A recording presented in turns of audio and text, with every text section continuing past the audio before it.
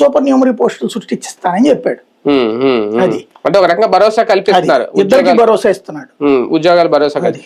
ఒక రకంగా తెలుగుదేశం పార్టీ ఈ రోజు తిరుపతిలో ఒక సభ అయితే నిర్వహిస్తున్నారు, 3 పార్టీలు కలిపి. ఓకే, అంటే కొంతవరకు వచ్చిన సమాచారం వీళ్ళు 3 సభలు పెట్టాలనుకున్నారు, అమరావతిలో, వైజాగ్ అనుకున్నారు. 2 రద్దు, ఆ 2 కూడా రద్దు అనేదో అన్నారు, ఎందుకంటే ఆ స్టీల్ ప్లాంట్ ఘటన ఇదంతా. మరి మిగిలిన చేస్తారో లేదో తెలియదు.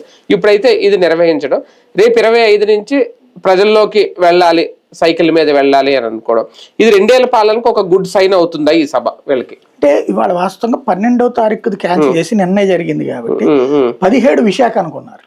కానీ విశాఖలో 17ని పెడితే వీళ్ళందరూ ఎక్కడ అడుగుతారు అన్నటువంటి అనుమానం వచ్చినట్టుంది. అందుకని మరి అవి ఉన్నాయో లేదో నాకు తెలియదు. ఇది కూడా మొన్న రద్దు అన్నారు, మళ్ళీ కాబట్టి ఏం చేస్తారో వాళ్ళ ఇష్టం.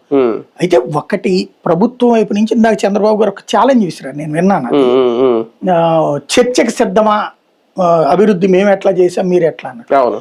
ఇది సాధారణంగా చోటా మోటా కార్యకర్తలు మాట్లాడతారు. ఒకవేళ జగన్ వస్తానంటాడు, నువ్వు మాట్లాడతావా చర్చికి? ఇప్పుడు గ్రౌండ్ లెవెల్లో నియోజకవర్గ స్థాయిలో వైసీపీ వాళ్ళు, ఇదే తెలుగుదేశం వాళ్ళు ఛాలెంజ్ చేస్తున్నారు. వైసీపీ వాడు రెడీ అనగా తీసుకెళ్లి గృహ నిర్బంధమును బయటికి రాకుండా చేస్తున్నారు. నాకు తెలిసి ఇన్నేళ్ల చరిత్రలో ఒకే ఒక్క చర్చ మేము TV9 వేదికగా పెట్టాం. అప్పుడు లొగడపాటి రాజగోపాలును అతని వ్యతిరేకంగా దమ్ముంటే చర్చికి రా, దమ్ముంటే చర్చికి రా అన్నప్పుడు పోలీసులు ఇద్దరిని అట్లా గృహ నిర్బంధం చేశాక లేదని చెప్పి ఇద్దరిని కలిపి TV9 కూర్చోబెట్టి చర్చించింది ఒక్కసారి రజనీకాంత్.